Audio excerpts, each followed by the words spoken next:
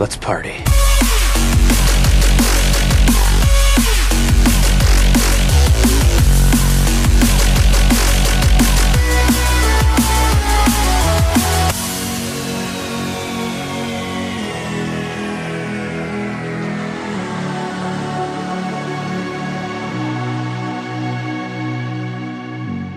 Hello everybody, you're listening to Party Loaded, the podcast for lovers of video games.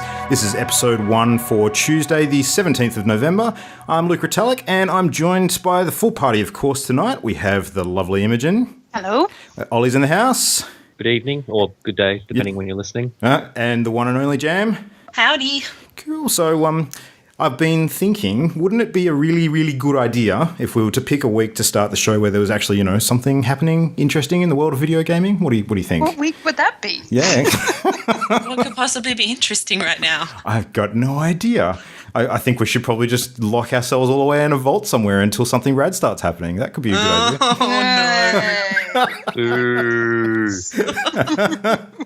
Oh, All right, so obviously the big topic of discussion tonight is going to be Fallout 4, which I think you could almost refer to us this week as the Fallout 4 because all of us have been playing it non-stop pretty much. It's been a lot of fun. But no, there's been a bit of other stuff going on as well, and some games that I think are probably entering all of our on-hold lists until we navigate the wasteland a little bit. But yeah, what's everyone else been doing? Anyone been playing anything other than irradiated wasteland games? I've been playing around with a You Must Build a Boat on nice. iPad, which is great fun, great time waster, good if you just want to play a game for 10, 15 minutes. I might make you guys play it one day just so you can try it out. Nice. What's the theme of the game? Is it like a military kind of thing, or is it like a Noah's Ark type builder, or what's the actual background? You're an adventurer. You're like an Indiana Jones type. It's a dungeon crawling, side-scrolling platformer, effectively with matching. So, and then you find different people, and they build different parts of your boat, and then you move on to the next place. Nice. It's more. You initially think it's very simple, and then it gets quite involved. So, good game. But of course, Fallout. Yeah, absolutely. Jam and Ollie, what about you guys? Anything interesting non-Fallout related? Slightly. A bit of GTA Online. Got some heists done after a long time without heists. And finished Dragon Age Inquisition about a week ago, finally, which was epic, just in time for Fallout. I was going to say, you actually managed to clear all of the dragons as well, didn't you? Which is no small feat. Yeah, but the completionist that I am, I got through so many side quests before hitting the end-game content that it really wasn't difficult by that point. I finished the game very quickly, but it was worth it. I loved it. Yeah. And is that including the DLC stuff? Only one. I think Jaws of Hakon that I've worked through. I've still got to check out some of the rest. I never got into the multiplayer very much, but I'll have a look at the single-player content at some point, I'm pretty sure. Mm-hmm. But I liked it. There was a little twist at the end, and apparently one of the DLCs explores that after the end of the game. So I think that's one I'm going to have to check out ASAP. I need to do that at some point then as well. Yeah, Dragon Age is one of those on hold because of other games. Yeah, pretty much. Yeah. Mm-hmm. I did actually finish the main story, but I have not touched the DLC yet, and I think I've still got about 3 of the dragons to take down. I got to the point where like each of the fights was literally taking about half an hour minimum, and kind of just didn't have the time to sink into playing that over multiple times if something goes wrong and I had to refight. So yeah. What about you, Ollie? You just wastelanding or anything else? Well, I cleared Witcher 3 and did some of the GTA Halloween content. Then I think I've sunk in about 22 hours into Fallout now. Mm-hmm. So that's been fun. It's great. Nice. Just slightly. Yeah. I may or may not have it minimized at the moment on my screen. And I'll occasionally flicker back and forth as we are doing this podcast. And start cussing at the super mutants. Yes. Right, well, that's what we've been playing. I guess we should probably have a quick chat before we get deep into the other discussions about the news of the past week.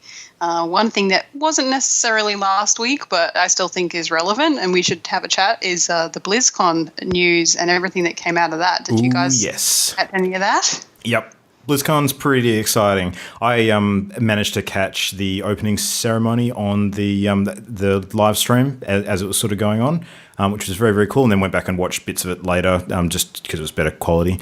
But I got to make a big shout out to Ben Brode, who's the leader of Team 5, who are the Hearthstone team, essentially. He did an awesome job on the Hearthstone presentation. I don't know if you saw that, but holy crap, the guy's a showman. It was unreal.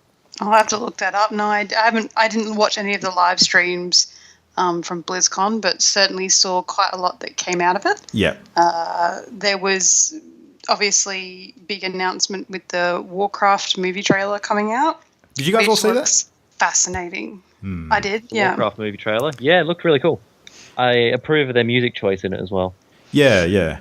Well, the thing that really sort of called out to me when sort of viewing it for the first time was the scenes where they're showing some of the more arcane architecture and stuff, like when they walk up into one of those vaulted chambers and the floor's just rotating around, and it was very, very Warcrafty. It just hit it out of the park as far as capturing the feel went, into my mind. And the orcs actually, I thought the orcs were going to be make or break as far as how they looked and whether they were going to be like heavily CG or not. I mean, they are heavily CG, but not to the point where I think it breaks you from the world. I think it actually did fit it perfectly. So I was pretty impressed with that. It was good. See, for me, it was the weird half-orc woman, because she's amongst all these massive CGI orcs and then she's not. I was like, oh, that's a bit odd. Just regular size with a bit of face stuff going on. Yeah, like it was fine for the humans versus orcs because that's a species comparison thing. But yeah, that was a bit jarring, I thought. The rest looked fine. So it's all part of the story as well. Yeah. And how she looks and how that's taken on by the orcs. It's, really early lore, and I'm really glad that they haven't gone, full Horde v Alliance. It's more about survival and the orcs arriving in Azeroth, and that's really fascinating. That is back down to, original Warcraft before WoW, before everything else. So yeah, it should be good. I think keeping it simple rather than introducing all the other races like the demons with the Burning Legion and some of the elves and that sort of stuff was probably a very solid call, because it can just get way complicated way quickly. Yeah. Just here's a giant dragon destroying everything. Yeah. Have fun. Exactly. It also leads them up for, some nice little sequels, which is something that everyone's really excited about. There's already rumors about who the baby orc is. I mean, it's obviously, the son of Duratan, so it's he also plays critical roles later on, so you never know what we might see out of that. Certainly, big interest of me with my history in Warcraft. It will be something that I will check out regardless. I mean, honestly, if it came out and it looked awful, I'd still probably go and see it. Yeah. So speaking of your, draw to Warcraft, you obviously would have seen the trailer for Legion, the next expansion. What did you think of that? Yeah. Absolutely astounding. It looks, it's just a cinematic trailer, and this is what Blizzard do. They release a cinematic. I do have concerns. Yeah. Because it is cinematic, and because given the timeline of their release, they should have a beta by now, and they haven't. Everyone was expecting them to announce a beta, the old, this is what it's going to look like, and it's available for beta now, kind of thing, and that never happened. So that paired with some of the most recent subscriber number announcements from Blizzard could mean some dramas, but I think, regardless, it's going to be an empire that will continue.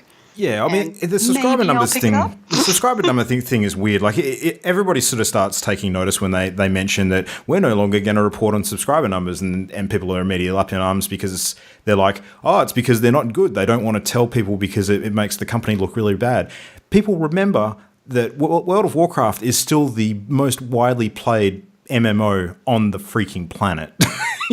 And they say their subs are down, but it's down to 5.5 million. Yeah. That's still 5.5 million people playing a monthly subscription to play the game. On top of that, I read a lot of stuff that came out of BlizzCon and their announcement to not announce subscriber numbers, and it has a lot to do with they have exact data of as soon as they announce subscriber numbers and they go down, it has an immediate impact and the actual number of subscribers goes down. Yeah. So they stopped announcing it because they think that's a big contributor to them losing subscriber, is just announcing subscriber numbers. I would agree with that, it's because just good science. when you hear that your friends are no longer playing a particular game, it does sort of sap your enthusiasm somewhat. So I could totally see that. I think it makes a lot of sense. Maybe it's just reminding a couple of people they've got some subscriptions going on they didn't remember until recently. Yeah, that could be the case. I must admit, when I actually eventually went through and unsubbed after playing through Warlords of Draenor almost completely and finishing the main story stuff for that, I let my subscription just go for ages because I just forgot it was there. And I think there's probably a ton of people that are in the same boat. So, yeah. But, oh, my God, that Legion cinematic. Do you think it was kind of ironic in a way that we saw the trailer for the Warcraft movie, and then immediately following that they throw up the Legion cinematic, and it's almost like Blizzard saying, yeah, so you know, your cinema trailer for the movie, that's cute. This is how you do cinematics. It was just astounding. And they would have known this was a cinematic that was going to follow, you know, something with a gigantic budget. So they had to pull out all stops, and they certainly do. Yeah. Looking badass. That looked a lot of fun. Flying ships? Yep, I'm in. Yep. Flying ships. I'm just watching it now. It's quite cool. Yeah. Yep. Definitely. Yeah, no, I'm yet to decide whether it's going to draw me back in or not. I think, like, honestly, this show's probably not going to help staying away. You and I are probably going to be our own worst enemies in that as well, Imogen. So I don't know. We'll see how we go. But it does look super cool. But the other thing with Blizzard nowadays is that unlike when previous expansions had come out for WoW, where there wasn't a lot of other Blizzard properties competing for our time, now there are a lot of other Blizzard properties that are looking equally enticing. So I've been playing a bit of Heroes of the Storm lately, and the stuff that they announced for that game with the new arena mode was looking pretty sexy as well. Some new heroes coming out. Did you two-player character? Yeah, did you see that? The Cho'Gall, the double-headed ogre, which is actually controlled by 2 players. Awesome. It's amazing. If anyone's going to do it right, it's going to be Blizzard. Yeah. One person controls... So you have to be in the same place. You have to be in the same house or same land, I guess. Yeah. And one person controls mostly movement and I guess the tank side of the two-headed beast. And then the other person controls magic. But you have to be able to communicate with each other. So there's a spell, for example, which, you know, will draw aggro to people. And then the magic user has to know that's going to happen so that he can cast a spell so that everything around him dies as people were running into it. It sounds awesome. So it would be really interesting to see some of that playing. And it would be interesting to see how many people take the opportunity to play the two-headed character. Well, they built it as a really good beginner character, and it took me a little while to get my head around that because I thought, surely not, because that's going to be really complicated. It's almost like being in a three-legged race with someone trying to coordinate and not trip over. But when you do think about it, because of that communication and the teamwork involved, if someone was new to Heroes of the Storm and didn't have, you know, the full spectrum of movement plus combat synergy kind of nailed down yet, having that person that's kind of, you know, riding shotgun with them could be a really good intro to the game from a beginner's perspective. So yeah, it was a clever way to sort of address that. But you know, just to answer your unspoken question, James, about you know, how that kind of works in terms of the numbers. The teams are 5-on-5. So when you have Cho'Gall, one of the teams is 4 characters, and basically it's a 2-for-1. So that's how that works. Interesting. That makes sense. It's going to be really interesting. I mean, I think that if this works for them, it'll be something we see more of. It'll open up, like you said, you know, if you've got one experienced person who has the kit, who has the game and everything else, and, you know, someone can just join them or you know, work with the properties that way, or, you know, siblings playing together and those types of things. It's really, it's more cooperative gaming, which is nice to see people making a concerted effort. Yeah. To do. I've never played Heroes of the Storm, but that definitely drew me. I can imagine Jamie and I having a great time destroying people. That would be excellent. I actually think that we would all have an awesome time playing that game, and I may have to twist your arms at some point to give it a go. But yeah, no, it's cool. It's very going to have to compete with Overwatch, though. Well, that is true. We may have a little while before we have to compete with Overwatch, though. We have a lot of things to compete in. Yeah. We have a problem. I want into that beta so bad. I can't even tell you. It looks amazing.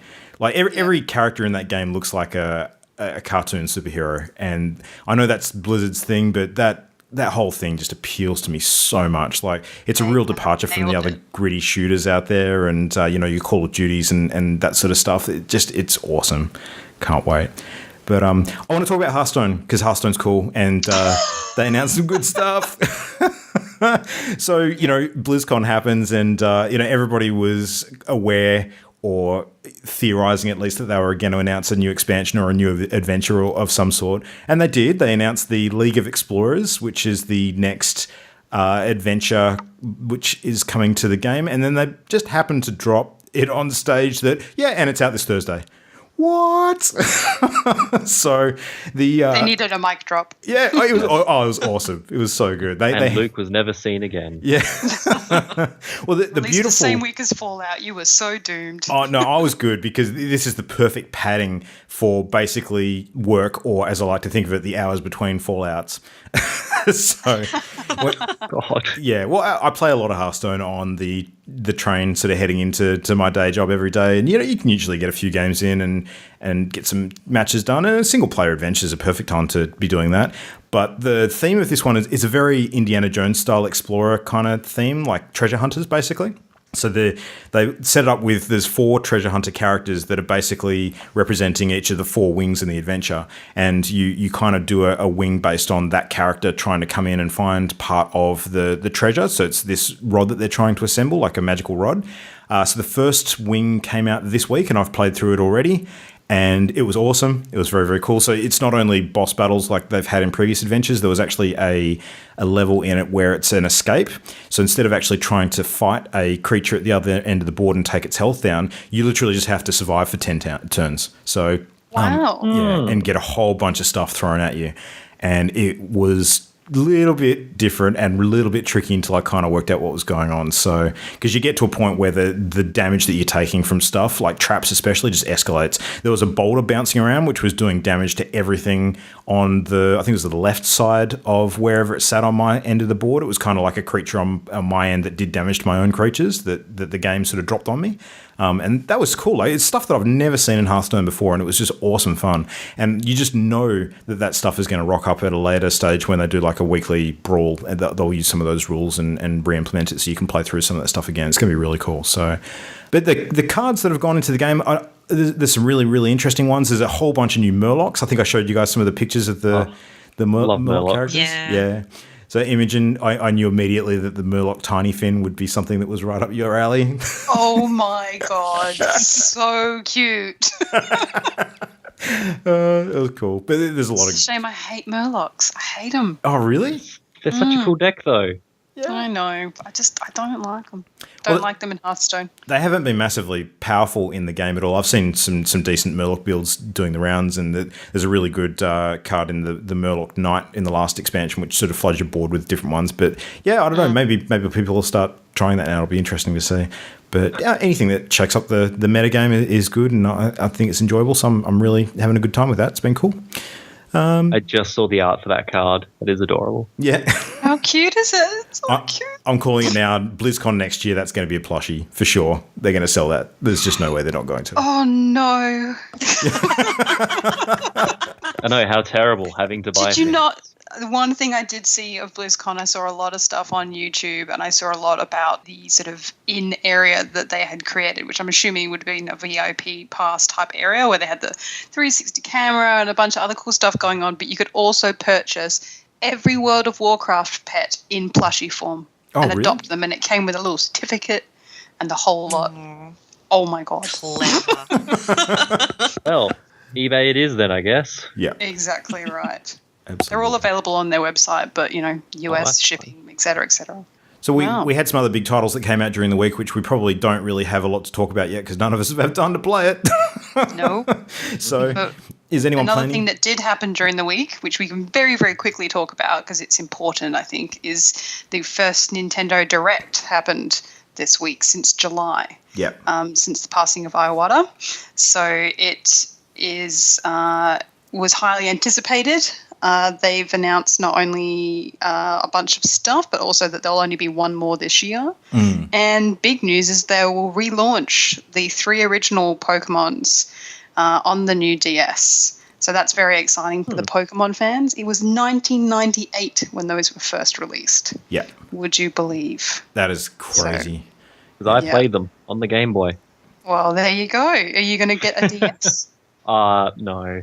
I spend too much time in front of a desktop PC and consoles to need a little tiny screen to carry on and play more games with. Yeah.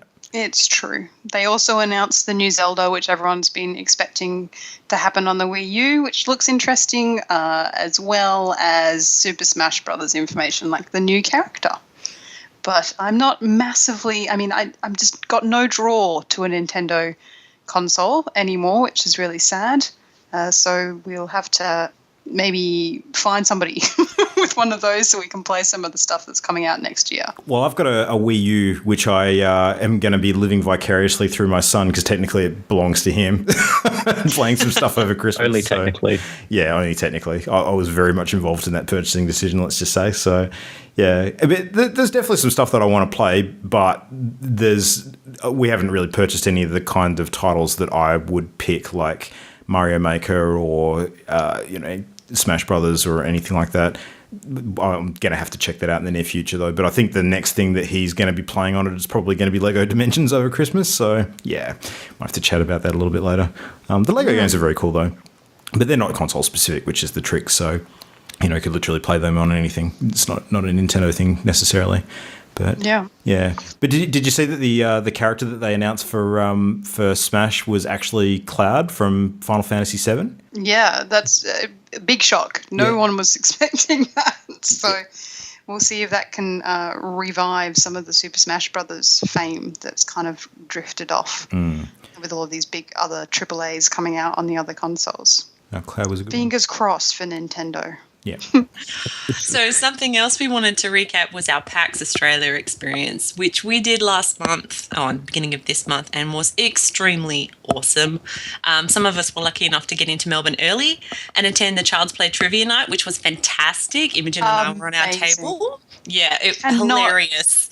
Cannot recommend it highly enough. I think if anyone's planning on going to PAX next year, we already know it's going to be happening. It'll be the Wednesday before PAX. Figure out a way to get there. It was honestly probably my highlight. It was absolutely hilarious, great fun, and really well organized, and amazing prizes. Absolutely amazing. The loot was phenomenal. The table 1 and 2 prizes were just incredible. I couldn't believe the quantity of toys, and stunning. We had so much fun. We did very poorly. Not so badly. Worst. 1 out of 16 in science. 1. Yeah, our first round was a little pathetic, but our Play-Doh monster was great. We won some prizes. It was on point. It was beautiful, very bright and colourful, falling apart only slightly. The nerd fight round was a highlight. Yes. Yes. Where all of the questions were asked, but there was no wrong or right answers. It was right by consensus. Yes. So there was questions. Now my mind's gone blank. What were some of the questions? Oh gosh, Millennium Falcon or Serenity. Yep. You had to. It broke my heart. Yeah, we put Millennium Falcon, but that broke my heart. I have a special place for Serenity. I was very upset, but it was definitely the popular decision. That's a no-brainer. Come on. I know. Gotta agree there.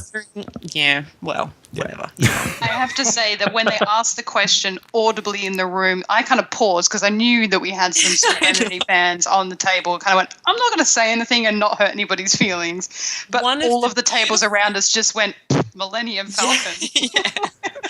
One of the beautiful moments was when they asked for D&D. Was it Rogue Fighter or Rogue Barbarian Magic User? Or Magic User, yeah. Yeah, and a chant went up from the crowd, Bard, Bard, Bard, and that was fantastic. The joy in the room, and of course everyone selected Bard. No bias from the person that's playing a Bard in our campaign. No bias whatsoever. Bards just happen to be the best, without a doubt. Obviously, it was unanimous. Objectively true. Yeah. And the last question was, and it was a tricky one for them to do audibly, GIF with a hard or a soft G. So it kind of led slightly, but the arguments that we could hear from some of the other tables, very surprising. That's on our table. Oh, really? Yeah, I must have blocked it out. Left-hand corner. Yeah, I think you did. I think you just went into off mode. But I just wrote down the answer and I was like, this is right. You cannot convince me otherwise. GIF all the way. Yeah. There goes half our audience again. Yeah. I know. We're just cutting them down. People can disagree with me. I'm used to that. Yeah. Send us your comments about GIF versus GIF. Yes. And we will tell you why you were wrong. They had some auctions too. They auctioned some amazing stuff. A massive pack of D&D books and the Transformer. What was the Transformer called? The Destroyer? No. Yeah, it was Devastator? the exclusive Devastator, thank you. It was the Mark 1 Devastator, From wasn't it? Those fucking nerds. Yeah. I know. I was on the right track. I'm a selective nerd. Yeah, just some amazing things up for grabs there and such a fun night. And, you know, they were licensed for the night too. That helped. Yeah. And over $5,000 went to the Child's Play charity, which is Penny Arcade's charity. Helping hospitals get toys and equipment for students for kids when they are in hospital. So a really worthy cause, and I honestly would have thrown money at them, and I will do next year. It was absolutely amazing. Yeah. And it was the perfect way to start our PAX journey. So The next day was a we bit need of a to letdown. we need to mention though, like as far as perfect ways to start our PAX journey, we need to mention the lament that one of us had. Yes, that's what I was about to say. We got some sad news the next day. Yeah, that was sad. But I may be salty. I just want to Some preface sad this. news at the quiz. I just want to preface this by saying, Ollie, we've got something going on with you at the moment which we need to sort out next year, because this has been a recurring theme. You have a PAX curse, dude. Yes. Like Apparently so. the first year you missed your friggin' flight. The next year you lost your friggin' baggage, and then this year work screws you over and you can't come at all. So, you know, what's going to happen next year? No offense, dude, but I'm not getting on a plane with you. Yeah, no. You make your arrangements and then we'll make other arrangements. I'm not sharing a cab with Ollie. Oh, wow. You guys are typical. Here comes Ollie, fireball screaming down the road. It was sad. Yeah. It was sad. It Now was. try being the guy who had it happen to him. It was I hell. know. So strange without you there. You're usually my beacon. I can just find you so easily in the crowd. That Just shiny nice and head. tall. Shiny head, yeah. We had a backup plan this year, though. The girls dressed up as pumpkins for Halloween, Yes. and just massive orange blobs across the And room are very Simon. easy to spot. And Simon. And Simon. Honorary girl. yeah.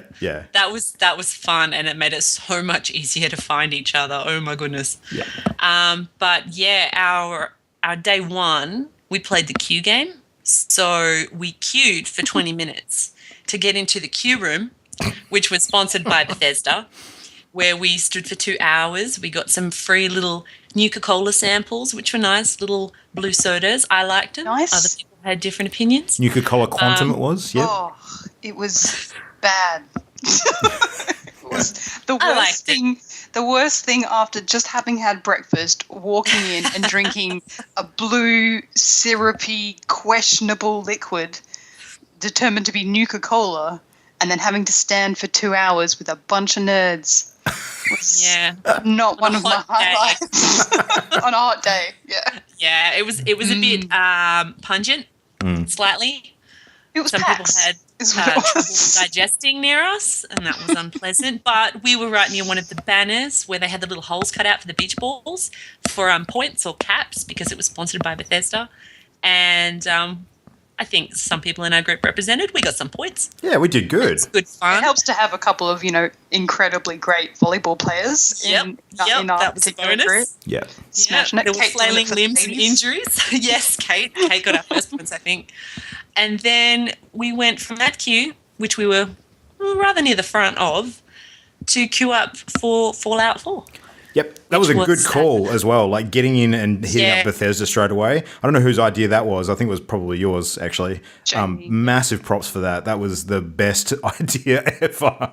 Dodge that queue. That queue never got any smaller all weekend. It was just rammed. So I'm so glad we got there first. Yep.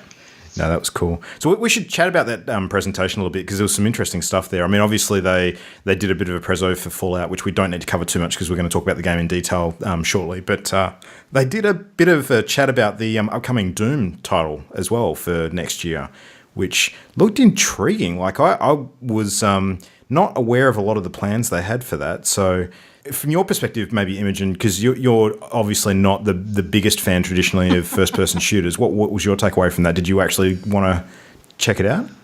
Yes. Oh my goodness. It looks like so much fun. It's just absolutely bonkers explosions, creepy, weird demon hands, flying through portals. Looks incredibly complicated. I will probably end up running into a wall for the whole of one game or something like that, but I would definitely give it a go. It looks really fun. Yeah. So the thing that they mentioned too was that there's apparently like the map system they're going to have in it is like a snap system. So there's going to be ways for you to actually create like an in-game map creator on the fly, which looks very, very interesting. So I saw some of that. It looks very cool, very similar to the Fallout 4 base builder mechanic almost. In that it just sort of snaps and there's the world done, ready to go. Mm-hmm. Yep. That was pretty cool. So I'm curious as to what the limitations are going to be on that, like whether you can make truly massive sprawling maps that just go forever, or whether there's going to be some set, I guess, defaults to how they need to fit together and not a huge amount of customization outside of that. I'm not entirely sure. So, but there's going to be more information about that coming out in the new year. We also saw a bit of the in-game action as well. So there was, a pretty advanced melee system that they were showing off. There was some scenes where you had like demonic possession, so you could run around and actually pick up some sort of item which basically turned you into a possessed demon. And creepy demon hands. Yeah, exactly. It was flying around and lightning bolting things from the sky. That was really, really cool. So, it was pretty interesting. So after seeing the Fallout section, we made a beeline for the indie area, which was amazing this year. It was so much bigger than previous years, and there were so many good games on offer. One of my favourites is the first one that Imogen and I played together called The Incredible Journey of You and I. So cute. It was adorable. You have to play co-op. It's a really interesting mechanic where this little, what would you call it? This little thing that you're maneuvering through a level alternates. Like a molecule. Yeah. Yeah. It alternates, or you alternate between controlling its movement or shooting its weapon based on what it's passing through. If it's passing through air, either the red or the pink player will be controlling the movement, and then the opposite will be controlling the gun. But the objectives that you have to shoot in order to pass through the levels require a specific coloured bullet, essentially.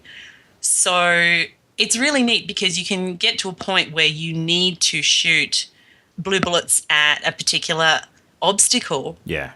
But the only way you can do that is if you successfully navigate within a tiny bubble that's moving around the screen, because that's the only air pocket.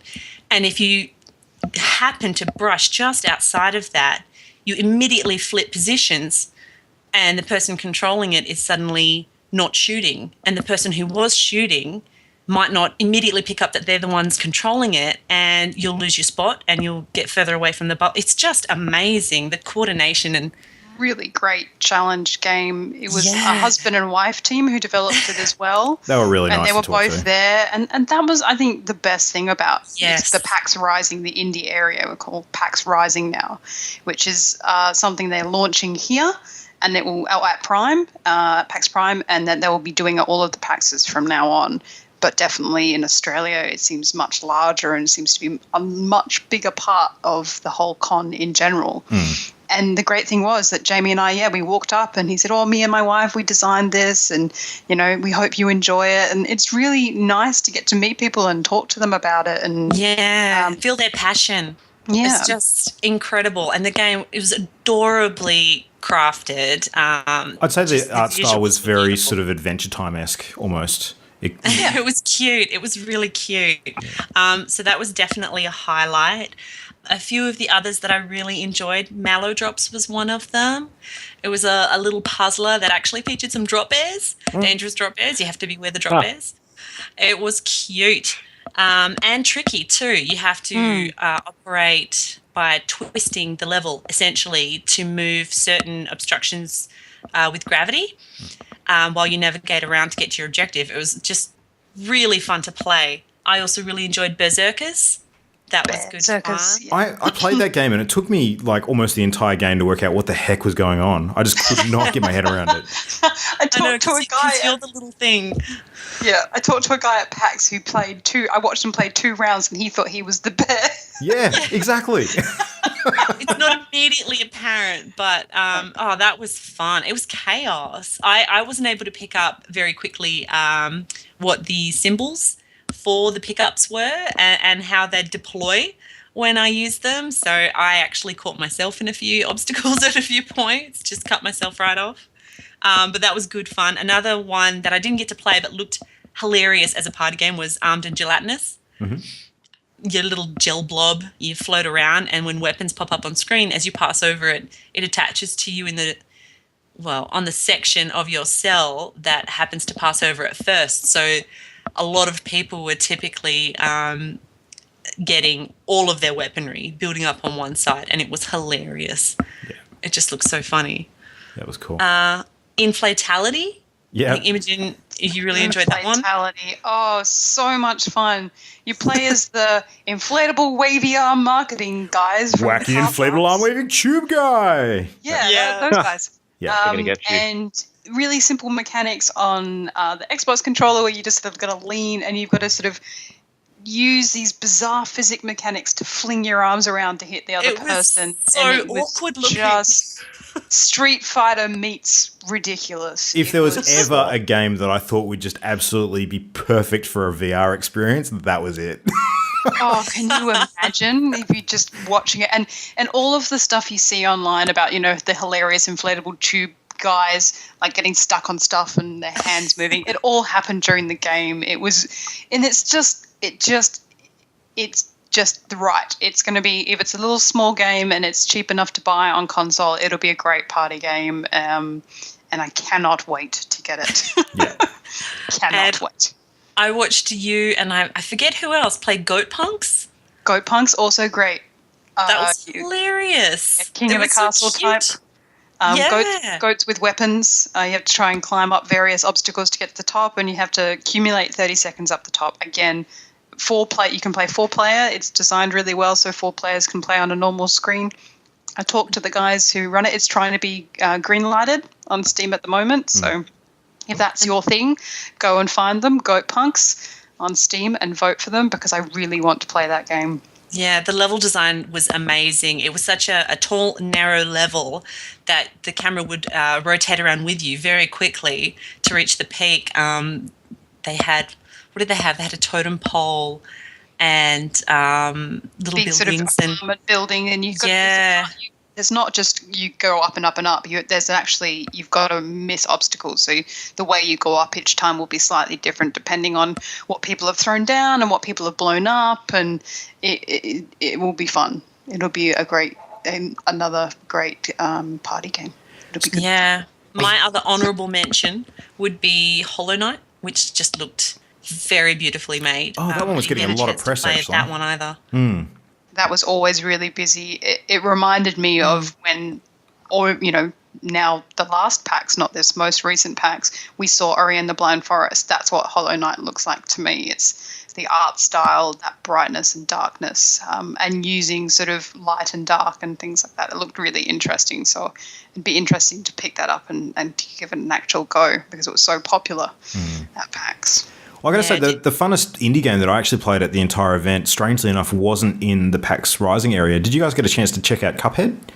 No. Yeah, we did. Oh, yes, we did too. Yeah. Oh, my goodness. That was challenging. Oh, that game was please tell me that's incredible. good because I saw that and that looks amazing. Phenomenally It difficult. was. I think you would enjoy it, Ollie. We didn't listen to it. Apparently, one of the best things about the game is the music and the sounds. Yeah. But the art definitely was on point. It's what everybody says. It was really great to watch and play. But Jamie is right. Like, it was incredibly difficult I to was do. useless. Yeah, oh man, that game was hard. Like I didn't get a chance to really enjoy the music too much because I was dead by the time it started. So yeah, So difficult. So But that opened just to another describe it to anyone who hasn't seen it before, I mean, Cuphead isn't technically new. I think it actually debuted at E3 last year. There was a write-up on Polygon about it that I remember reading a while back. But the game it's basically like a game with an art style themed similar to, if anyone's familiar with the old Steamboat Willie style Disney animation with the original Mickey Mouse cartoons, like the black and white ones. It's Classic. very similar to that. 1930s. Yeah, exactly. It basically, it's a run and gun game where every level that you play is just like a massive boss fight. So you run around, you have infinite lives, but you have like weapons you can pick up and carry around, and there's different things and different ways you can actually beat the bosses. And when you're navigating between the boss zones, there is actually like a map that you sort of wander through. But yeah, the boss fights, they're just like every good platformer boss fight. There's a sequence that you kind of have to get your head around and sort of work out what the pattern is and do it. But they change what they do mid-fight a lot. So you have to be on the ball. They are ridiculously hard. So yeah, but so much fun. Like you're just a little dude with a cup for a head who's like flicking water out of his head at the enemy. It's basically your attack. So yeah, it was cool. I've never seen anything like it. It was amazing. Yeah, another one I was really excited to try, but we had some very bad luck, was Unravel, which debuted at E3 this year.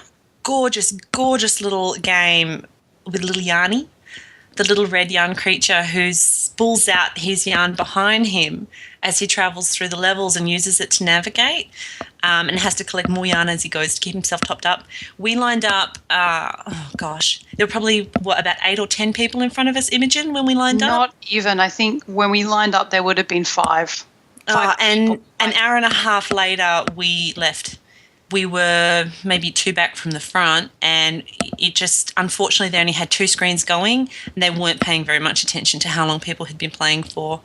I walked past you guys and you were for not about happy. 45 minutes. It was really unfortunate because we also couldn't really watch what they were playing for the first hour because the line bent around the back of the screens. But the stuff we did see, the game looks incredible, just exquisite. The design, the way they've used the yarn just to get around and to manipulate things in the level in order to proceed. Just gorgeous. And you can tell it's just been created with so much passion and love. But yeah, unfortunately didn't get to have a hands-on look at it. But I know some of you, Luke and Imogen, managed to line up for some of the other games that were on display. I didn't line up for many myself. Yeah, well, I missed out on the Battlefront I didn't line up for any, so... Oh, sorry, Ollie. Well, I know you got to play this one at least, even though you weren't at PAX. So the Battlefront, Star Wars Battlefront beta, I missed out on, so I made a point to check that out at the event. And that was ridiculous amounts of fun, and I'm very, very tempted to pick that up when it comes out next week, even though I'm neck deep in Fallout at the moment, because A, it's Star Wars, and because B, the gameplay looks superb, so, and C, it's Star Wars, so that's a slam dunk for me any day of the week. Yeah. But yeah, I was running around. Really good. Yeah, I was running around as a rebel trooper, and you've got like a jetpack ability that allows you to sort of, jump around and ascend into areas that wouldn't normally be accessible quickly. It's very fast moving. Like, I was actually surprised how quickly it does move. And there are some interesting fights in there. Like, I got taken out by a ATST pretty quickly, and you need to sort of have use of a shield and blaster combination to navigate around some of those boss fights as well. And I think it's designed to be played with buddies also, so you can do a bit of teamwork. At least we were at the demo. Having not done the bigger demo that was available online, I'm not quite familiar with how the rest of the game plays out, but just from the small snippet that I played, it's an awesome game. Functions really smoothly. I was massively impressed. So it's essentially Battlefield, Star Wars skinned, with the addition of power-ups, is the best way I can describe it. Cool. Well, that sounds good to me. Power-ups will be being Darth Vader or Luke Skywalker or getting in a TIE fighter. But apart from that, it plays very similar to Battlefield, and that's nothing wrong with that. That's fine. It looks. I think the thing that sold it for me was the sound. It sounds perfect. Like the sound design on that game is ridiculously good. Yeah, and apparently some of the stuff that's going to be in the levels for that on release is going to relate to the Force Awakens settings as well. So there's going to be a battle for Jakar, which is on the desert planet that's going to appear in the movie. So you'll actually get to see some of the set pieces where the battles happen prior to the next film. So some of how that wreckage of the Star Destroyers and stuff actually got there. You'll get to see a bit of that story, which is kind of cool. So that's safe. That's an in-game event. I don't care if it's scripted, but if that's one of like the big like Levolution style things where the Star Destroyer is crashing down around you, I will be very happy. Mm-hmm. You and me both. They did that well in Battlefield with some of the large like buildings collapsing or structures being destroyed or a tsunami coming in or whatever, typhoons, I think it was. Yeah. And if they do a Star Destroyer crashing down, oh no, I'm playing the shit out of that level. Yeah. Yeah, definitely. The only other big title, which I'll just cover briefly because we're running long on PAX, is the Warhammer Total War demo that they had there. So I was really keen to check that out because I actually knew somebody who was working for Creative Assembly and wanted to catch up with them and have a chat about how things were going and sort of sat down and got to have a bit of a play. And it was really, really cool. It was exactly what I expected from a Total War game. And I have played a bunch of the Total War series before, Rome and Medieval Total War, and I enjoy them. It's the kind of thing that I really dig. It's not your typical RTS. It's a bit more... The mechanics are a little harder to sort of use. The maneuvering is different. It's not quite as responsive, but it's done that way deliberately so that actually trying to get your army to mobilize and enter the battle is, the challenge is reflective of how it would be in a real sort of general situation where you're trying to direct a mass of troops and you don't have that instant response time with everything. It's trying to simulate that wartime confusion that a commander would have, which was really, really cool. But of course, in the case of Warhammer, adds a stack of magic and big monstrous creatures and really sweet looking settings. So the mission that we were playing was actually a battle underground between a orc and goblin horde and a dwarf army, and so the dwarves were set up with all their gyrocopter support with flying sort of invention copters dropping sort of bombs on the enemy, and you're up against gigantic spiders and wizards blasting you with green flame across the other end of the board. It was really cool, so I enjoyed it. Probably played that demo for a good 10-15 minutes, and I could have easily gone again, but they were cycling quite a few people through, so that was a good one. Didn't get a huge amount of time to check out any of the other big ones. I think that we, had plenty of games to look forward to in the weeks following PAX, so I wasn't too sad about that. Yeah, and we split our time quite a bit between the tabletop area too. Yep. A lot of board game playing, which was just so much fun. We didn't go to as many panels this year, though. I went to a bunch. The Twitch panel was very good. It talked a fair bit about the Australia sort of infrastructure that they're upgrading to actually make it easier for people to get involved in streaming down here, where obviously the internet connections are a bit questionable at the best of times, but they're investing considerable resource into trying to fix that as much as they can from their end, which was great. It was amazing just seeing the streamer culture actually in that room. So when they did the Twitch town hall, there was a lot of people who were very, very active in streaming their game content. And it's similar to what I saw at the YouTube panel the previous year. You underestimate how many people are actually involved in that space and providing, and generating quality content. There's a lot out there and it's really accessible to get into these days, which is great to see. So it just means more content for all of us to enjoy, basically. So there you go. And I guess the last highlight for me was the Omegathon finale, where they revealed that the showdown for the title this year during the closing ceremony was actually going to be played using a combination of Tetris and Dr Mario. It was so hilarious. Yeah, just ticked all the retro boxes. So I like the Tetris player in me from, a couple of decades ago where I was just fanatical about the game. I was sitting there watching the guys play Tetris up on that big screen and just crunching my teeth and biting my lips. Especially during the demo where Jerry and Chris were trying it out before the actual competitors had to go at it. They had no idea. That was a complete shit show. It was tragic. It sounded like they played all the time. Unfortunately, they didn't get very far. No. But, it was thoroughly entertaining for us. Yeah. Just the groaning in the audience. Wow. That's it. And I know it's hard to sort of compare to the people who are actually up on stage in front of, tens of thousands of people under all that pressure. But at the end of the day, there are some decisions that should not be made that we're making.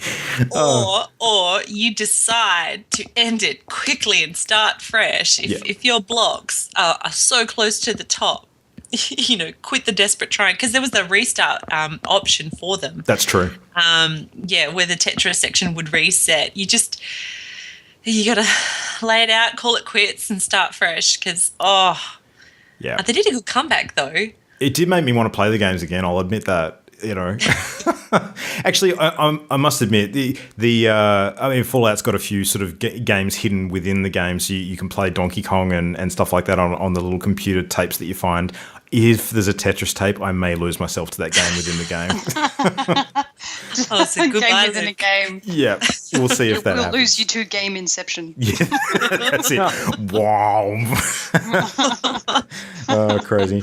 Yeah, so PAX is good. A++, would PAX again, definitely, and hopefully Ollie can join us next year. I will try. We'll press all the things. Yeah, I will make it so. Cool. Tickets will be announced for next year, I expect, within the month.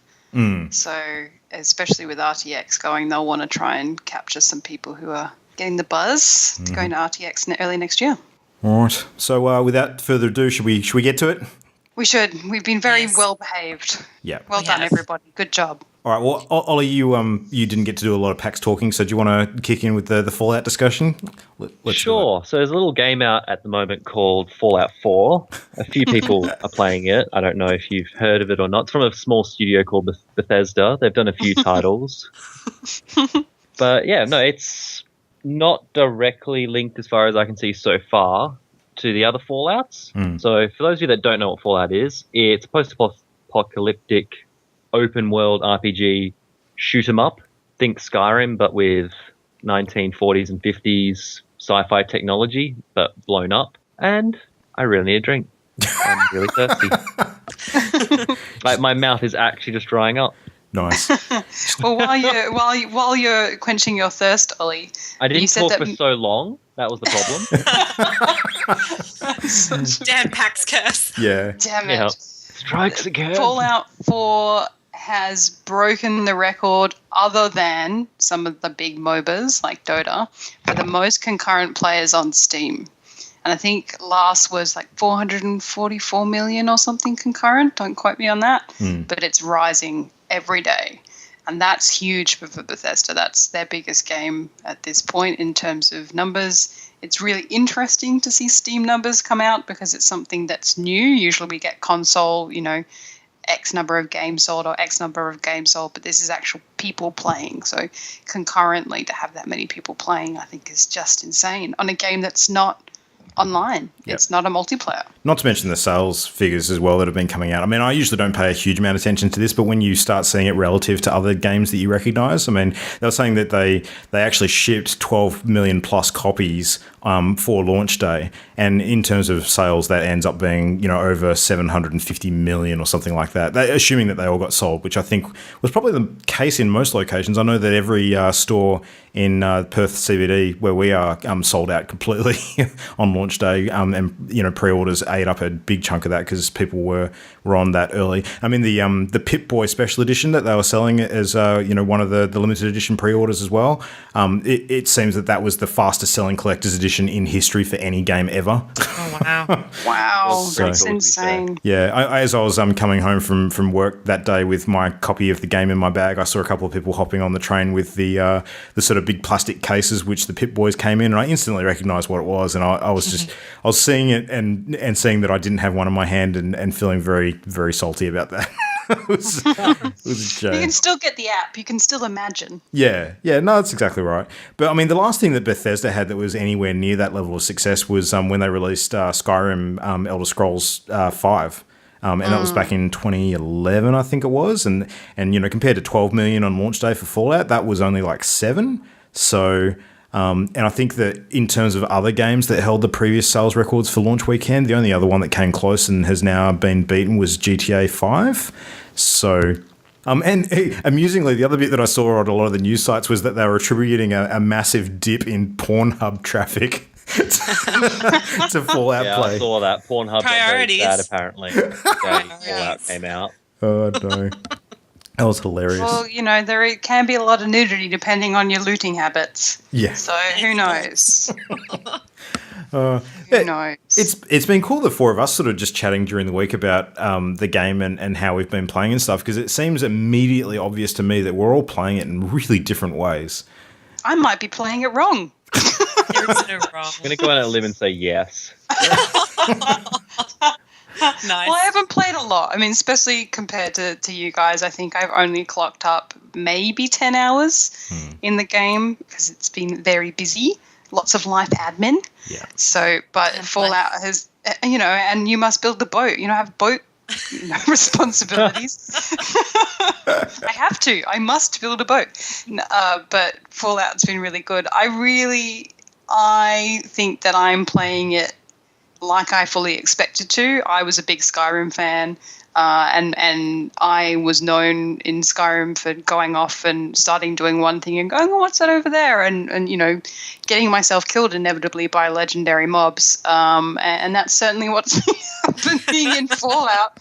And then I spawn back at the last place I saved, go, oh, I'll try and do that again, end up finding somewhere else on the way. I only just figured out that I could store useful things in my bench, not just the junk in workbenches. So we'll see how that all plays out. But I think in terms of storyline, I might be a bit further along than maybe some. Because I tend to try and look for that to attach myself to. I haven't played much storyline. I do what I'm usually guilty of in the open world ones. I play a tiny bit, the world opens up before me, and I just get lost. Deliberately.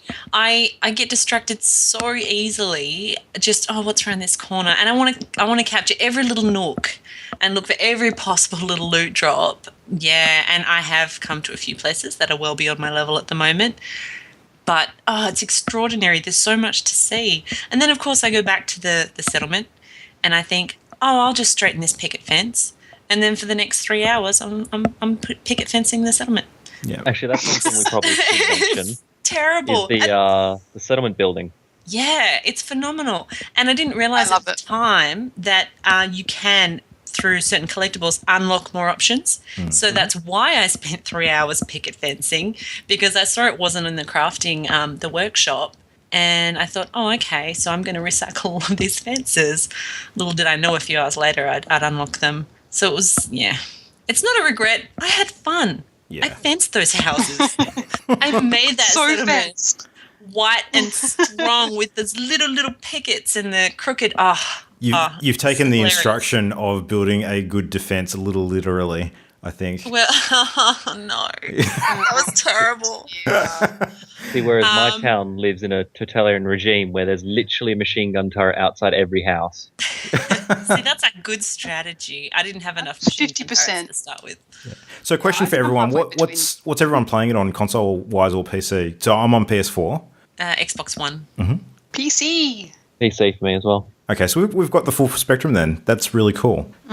Interesting. So has anyone sort of noticed anything as a highlight for the platform that you've picked, like anything that sort of reinforces or makes you regret your decision? Or I've had some amazing graphical glitches now that have just had textures exploding off characters and revealing wireframe models underneath. That's happened twice now. Yeah, that's been interesting to see. People just walking around with blue fuzzy hair and then no hair at all, and it's a wireframe guy, and then just polygons, the polygoning. So I've not had any of that. No, it's happened me like either. twice for 30 seconds. It's not a... It sounds horrific. It is horrific. I should take a screenshot at some point. But it is fixed by a quick save and reload. That seems to fix it. So I think it's just my computer dying more than anything else. Well, I tried to play on... So I've got it on PC, but I also have an Xbox controller that I can play my PC with. And I started playing with keyboard and thought, I'll give it a go, because playing with a controller is a lot more relaxed. You can sort of sit back a little bit and sort of relax and don't end up with your shoulders around your ears as much. But I actually prefer playing on the keyboard. I think I played on the controller for about 5 minutes and decided, no, I like having all of the keys at my disposal, so it's not dependent on whether I'm holding a gun or not. That now does that or now does this. I found that, as well as, aiming for me is a lot easier on PC with a mouse than it is with a controller. I must admit, there's two things that made me choose not to get it on PC. And it kind of comes to what you were just mentioning there. One was, of course, that it's not a multiplayer game, so the usual benefits to having a PC game, like with us being on, Mumble Chat and doing all that sort of stuff, didn't apply in this case, so I didn't feel as bound to playing it on PC. But the second reason was because of the VATS targeting system. As soon as I read up about that and saw what it actually did, I thought to myself, the whole keyboard benefits that you usually have with a first-person shooter using the mouse to sort of aim and do all that sort of stuff wouldn't be as critical if you've got a function in-game that actually does that for you. So, yeah. Yeah, I think I would say easily my VATS usage is maybe once or twice per fight. I don't know what's going on with my points at the moment, but I don't get a lot of opportunities to use it. I usually run out of my AP fairly quickly. Yeah.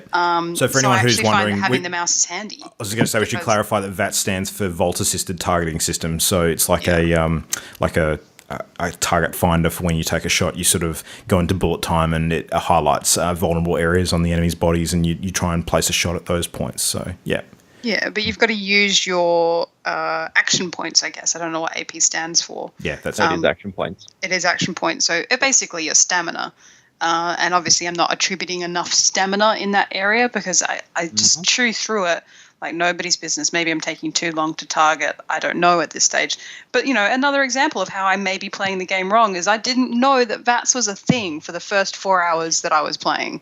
Well, a lot of people don't use it, though. A lot of people prefer not to. I mean, I tend to, but it depends on the weapon I'm using. I've found the pipe pistol I'm using at the moment, much easier to use and far more accurate if I just manually shoot the targets. The VATS, doesn't seem to carry that weapon well. And, of course, sniping's just excellent without VATS. The first aha moment. Depends on preference. The first aha moment I had about not using VATS in preference was when you come up against. I mean, this is a very, very minor spoiler. You actually careful. You come up against a Deathclaw reasonably early in the game. So yeah, and Deathclaw is probably one of the most brutal kind of wasteland creatures that you're likely to face. It's just this giant hulking beast. It's almost like a mini Balrog kind of thing. And I used VATS the first couple of attempts to kill that thing, to place some headshots and try and take a huge amount of damage off it. And then I realized very quickly that the way to deal with it was to just ignore VATS altogether and just try and pump as much firepower into it as you possibly can. Yeah. Yep. And back away as fast as possible while shooting as much as possible. Yeah. I had face-to-face time with that guy, I can tell you. Face-to-face. I ended up beating him to death. On my third attempt, though. I did die twice previously. But yeah, came face-to-face with him and just run the face. Did I tell you about how I beat the one in my game? No. So I actually macheted him to death. I kid you not. And the way it happened is at the end of the street where he appears, there's actually like a little drop into like a sewer area. And I don't know what happened, but I think he glitched into it and kind of got stuck. He couldn't actually get out of it. So I was literally able to walk up to him and just hack him apart in hand to hand. Bethesda. When the mobs are too hard, you just find that scenery glitch where they get stuck and then you just go, yep, you're mine, mate. Yep. I have to say, that's the one thing, and I said before that Bethesda, I'm a big fan and enjoy Skyrim, but the same with Skyrim, there's parts of the game that do break like that. Yeah. You can exploit that, but for whatever reason, Bethesda just do their game so well that I don't care. It doesn't bother me. It's a challenge. It's not enough to detract from the rest of the game. And I mean, when we saw them at PAX, they mentioned that had some people from id Software who work on Doom to help with some of their combat. I was very hopeful. I thought it might have been a great improvement. It's better, but it's not superb. But yeah, it doesn't matter. You can still play it the way you want to play it. You can use VATS if you don't want to, have too much trouble locating your enemies. Otherwise, you can ignore it and give yourself the real challenge of just going for it, flat out. Playing a normal FPS. Yeah. There's some interesting glitches. Like, they vary in severity as well. Like, there's one that I actually glitched on without even realizing it was a thing, and then I discovered afterwards that it was an exploit that people had found. So I was searching sort of back in the starting vault, and through a complete accident, sort of commanding my my pet, like Dogmeat at the time, he managed to bust open a safe that I shouldn't have been able to get into, and got like a rare exotic weapon much earlier in the game than I was supposed to have. Everyone's talking about this. Yeah, like I didn't know. I did it by accident. Like, it completely just happened. I was just like, what the hell? But as it turned out, it didn't end up mattering anyway, because you have no ammo for it. Yeah, that ammo You is no, really annoying to you find. have to send him back, Luke. Oh, really? If you get him to do it again, he'll find you the ammo. All right. Well, I don't think I'm it's in even the going to do safe. that. I'm not even going to do that, because I don't want to sort of, have those exploits that give me an unfair advantage. It's part of the journey. I don't want to cheat myself with that. But Exactly right. So, but yeah, I'm going to have to start a list of all of the safes that I haven't been able to open. Oh, that's to go clever. back to. I've So forgotten. I just basically go, well, not getting what's in there because I know I'm not going to remember. I go, well, that's gone. yeah. Yeah. Well, actually, that's part of the strategy that I've had with building my talents as well, because my thoughts immediately on selecting my character traits and the stats that you put in your special ratings. So you've got your strength and your perception and yada yada yada. I went very, very heavy on perception, because I wanted to get all those lock picking traits to give me access to those things early in the game, because I valued the ability to not have to track where they were on the map and come back at a later date and maybe potentially forget or miss them. So the earlier I could get them, the more I would be able to uncover, sort of thing. So, but It's still a level wall, though. there definitely is. I mean, you kind of get to a point and you can't go any further, but you can still focus on it a bit, and it does give you more access. But it seems like everybody else had a massively different strategy when it came to your skill selection. Like mine was all about tech and access. Like, I went for everything that allows me to build cooler and bigger and better weapons and armor and that kind of thing. And it seems like Ollie, for instance, and correct me if I'm wrong, yours was all focused on sort of stealth and shooting, from what I was able to gather. Yeah.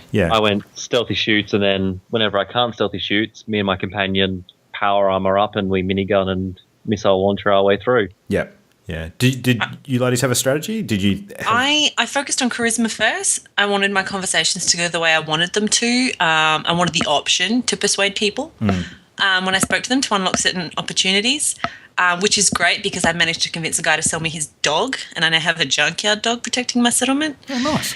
And a bit of luck, went for that mysterious stranger perk. That was just a must-have for me from previous games. Just every now and then in VATS, this cloaked stranger pops up and finishes off my target for me. Very, very handy. Pretty much the same. So same with Jamie. My experience with Bethesda games in the past, I knew charisma was going to be something that I'd want. So that, like, just like Jamie said, the conversations were in my control and not the NPCs. And then if I wanted something or wanted to change the way that the conversation was going, that I could. I actually ended up, after I figured out the system, I actually ended up putting a lot more points into strength, because I found that what was ending up happening is, because I'm not a great shot like Ollie, the mobs ended up being in my face anyway, and I was punching them. So I started to put more stuff into strength, and I think I'll probably take more of a brawler approach and start modding my weapons to have knives and stuff around it. Yeah, So get the for bayonet. close-handed, finding the sniper rifle has changed my world. I love it. I prefer the sneaky shoots, but I'm just not very good at it. So I really like the sneak mechanic in Bethesda's game, where you're hidden, and then you can see it sort of when you're walking around, and you can just see it getting closer and closer and closer, and then going to caution, and you're looking around. Where are they? Who's seeing me? Oh God, what have I missed? VATS is really good for that, as it turns out, because it shows you where the enemy is. Sometimes, not all the time. True. Yeah. So It helps with the traps too, occasionally, or the mines. yeah, I got my legs blown off by a bottle cap mine. That was fun times. At the drive-through, I was like, "What is that noise?" Boom. Oh, that said noise. everyone ever who's been blown up by a mine. Yeah. So it's been a really steep learning curve for me, and I think what I need to do probably is explore closer to the main sort of a first base that you kind of set up. and do some more exploring around that and gather some mats and boost things up. I managed to kill my only help in the game, the traders, very early on. So I ran out of bullets. If it makes you feel any better, Yeah. I've killed one now as well because my companion accidentally flamethrowered that. Pro tip, don't give your companion an AoE weapon. They will aggro nearby allies because they'll I've heard accidentally this. flame them. Yeah, don't give them a fat man either. Mini nukes. No. They just don't make good decisions. No, they do I don't not. know where you're getting all of these weapons from. I guess you guys are playing a lot more than I am, so Little maybe bit. that'll happen. Well, I've picked up the Fat Man as well, but I don't have any ammo for it yet, so it's just sitting there taunting me. I have a couple. I have yet to do the save game and unleash devastation for fun. But I've got so many good explodey clips. One of my highlights so far is coming across some super mutants. One of them, I don't know if either of you have seen. I found him yesterday. The suicidal super mutant. Oh, You've seen one of those? Screw that. Yeah, I wasn't expecting that. He ran up to me with the little mini nuke tucked in his arm, and it was boom, achievement touchdown. That was just completely unexpected. That's the achievement name. And then I spent the next 20 minutes repeatedly dying, but just killing him in various ways for fun. Sniping that nuke in his arm from a distance was glorious. It was just gorgeous. But yeah, his buddies were very challenging. I wasn't quite leveled for it at the time, but yeah, definitely a highlight. That sounds amazing. I gotta say, one of the things I'm impressed about this game the most is actually the learning curve. Like the fact that they don't explain almost anything. I mean, you could look at the help guides in the Pip-Boy, but when it comes to how to craft, how to get the best materials, the best strategy for leveling up your character, all that sort of stuff, there's such a massively unassisted journey of discovery that you have to take, which, I mean, sure, you can hop online and look at some of the user guides that are popping up and that sort of thing if you want to play that way. I don't. But, there's a lot of stuff that's just not immediately obvious, and when you finally figure it out and you grok it, it's just that massive sense of achievement. You're just like, oh, yeah, I get it now. The penny dropped.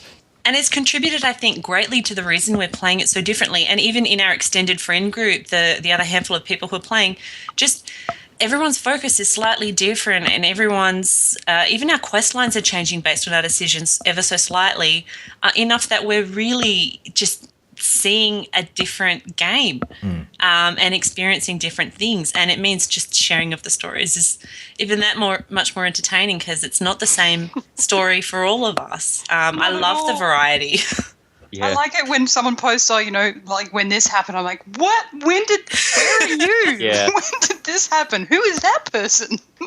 Me just sending through like, look at this giant Mirelurk, or look at this giant Deathclaw I've killed. It's like, yes, boss monsters. Yeah. That's unfortunate. I also think we've done a great job as a group. I think big ups to us for not being spoilery to each other. I think that's been really good. Like when one of our friends posted this morning that he spent a whole bunch of time on a particular character design that, as it turns out, we know would not matter at all. That's unfortunate. Oh my god! Well, it's better than me. I didn't realize. Like, I sort of concentrate. I play the female character, so I concentrated. I kind of went, "Oh, that's how you change things." Okay, I switched to her, and then press accept. Didn't realize I wasn't then going to be shoved back to the guy. I didn't realize that was my only chance to do both of them. So my husband ended up being a grey-haired weirdo. So, that's okay. But that's cool. It all worked out. No spoilers. It was all fine in 1950s post. You got bigger problems, baby. You got bigger problems. Bigger problems.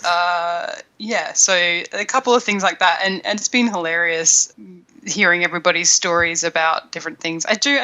For me, I feel like it's a little bit of a steeper learning curve, so I feel like I'm going to have to do a lot of work. I was tempted. I did have a slight moment of, should I just restart a new character? Before I get too far in the main story, do I just restart a new character and just call this a test and do it again properly with what I know now? But I think that part of it is I'll have to go back and do that stuff, and it will be my character's kind of journey that she started out a little retarded. Here's a She's question, special. sort of to wrap things a little bit. What's everyone's previous experience with Fallout? So I've played literally all of them, and so far for me, comparing it to New Vegas, I prefer it to New Vegas so far. Guess I'll make a better decision when I finish the whole thing. But how are you guys finding it compared to other Fallouts if you've played them? I played Fallout 3 was the first one I played, and I fell in love listening to the 90s, 1940s, 50s, 60s big band music. Wandering the Wasteland was just... I'm getting waves of nostalgia now doing it again. I didn't enjoy New Vegas as much as 3, and I have to say this one, Fallout 4, I'm enjoying far more than any of them so far. It's just wonderful. I love some of the additions, the weather effects that they've had. I had a rad storm hit my settlement in less than 2 minutes after I arrived at it the first time, and it was just the feeling, it just felt so epic, and it just made the situation so much more real for my character. Just unbelievable. And some of the other things they've added, I'm just so happy. The weapon and armor customizations are extraordinary and so much fun to play with. So I'm really enjoying it, even though I adored Fallout 3. My first Fallout game was Fallout Vault. Whoa. Yeah. Slightly different. But I will say that in a strange way, it actually did prepare me quite well for this game. So, it introduces you to the special system. It introduces you to, the setting and a lot of the enemies and stuff that you're going to be facing, and some of the general ideas of how Fallout functions as a game, even though it was a completely different style of game. So it was not a waste of time by any means. I think it actually set me up quite well. And then just, a little bit of extra reading to kind of get my head around it. And I was off and racing. So I don't feel like that's actually been a disadvantage at all, having not played Fallout 3 or New Vegas or any of the previous titles. So it's been good. I think I'm probably actually enjoying it even more because it's all new and shiny and special for me. I don't have any preconceived expectations based on the last generation of Fallout games. So, yeah. I have no previous experience with Fallout other than Fallout Shelter. That was my first Fallout title, but being a Bethesda fan, I love it. I think that it's all the best parts, and surprised Jamie hasn't already mentioned it, but clearly my favourite part so far, and it's been for all Skyrim games, all Bethesda games, has been the music. The fact that I can walk around with my radio playing, and the little announcer, he just holds a special place in my heart, even this early on in the game. I just want to go and hug him. I just want to make sure that he's okay. It's so hilarious. The dramatic pauses and then, oh God, we're all going to die. It's so great. Yeah, they've done it so well. I mean, I only just noticed now that it's starting to update as I am changing the world. What he says starts to change, and those types of things. And so it's been really good. But maybe I'll have to go back and play some of the older titles after we're done. Will we ever be done? I'm still not done with Skyrim. I'll still play Skyrim, so I don't think I'll ever be done with Fallout 4. Yeah, I think we'll be mired in these games for a while to come. We're going to have to distract ourselves with other stuff in the meantime, but it'll be good to have it just sort of bubbling away in the background, ready to jump in at a moment's notice and run around and grab some scrap.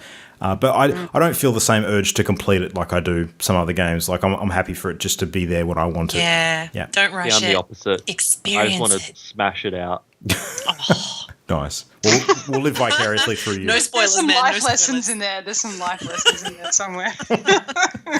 Oh, sweet. All right. Well, it was a good coverage. I think we've only just scratched the surface there. I'd expect we're probably going to talk a bit more Fallout in future episodes to come, but not tonight because we have hit the end of the episode. So just a couple of things to wrap up on. If you want to get in touch with us, you can do so at our collective email, which is mail@partyloaded.com. And if you send a message through to that'll, of course, hit all four of us. And if you wanted to send a particular email to an individual, we've got separate contacts available on our site at partyloaded.com. Make sure you check us out on Twitter and Facebook. So Twitter is Partyloaded Show at Partyloaded Show, and Facebook is facebook.com/partyloaded. And of course, the links for all of those are on our main site as well. So I'm really love to get some back and forth going between anyone who has jumped on and started listening to us this early. It'd be great to to get a bit of feedback. And of course, if you enjoy the show, something that can really help us out a great deal is iTunes reviews. So if anyone is willing to hop onto iTunes and drop us some comments there and leave us a rating, 5 stars is what we're aiming for, obviously, but we'll take anything we can get at this point because we would love to see what everyone thinks of our first few episodes. So there you go. All right, so what's everyone looking forward to over the next week before we record again? Anything in particular? Faster internet. Yes, lucky you. Yeah, moving to a new place, which equals faster internet, which is not great for Fallout, which is another game that I will be playing in the next week. I will be playing it literally once we're done here. Yep. I'm considering it. I'm seriously considering it. Yep, Fallout. Yep. Lots of Fallout.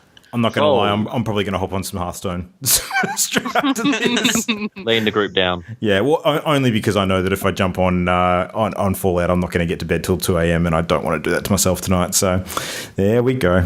Got an episode to get uploaded and ready to go as well. So I won't kill myself in favour of that. I'll do the duty to our team.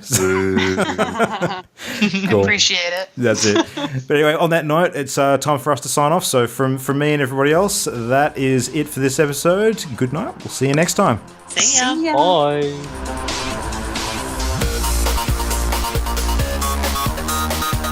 The Party Loaded podcast is a Channel Endgame production. For this and more great gaming content, bookmark channelendgame.com.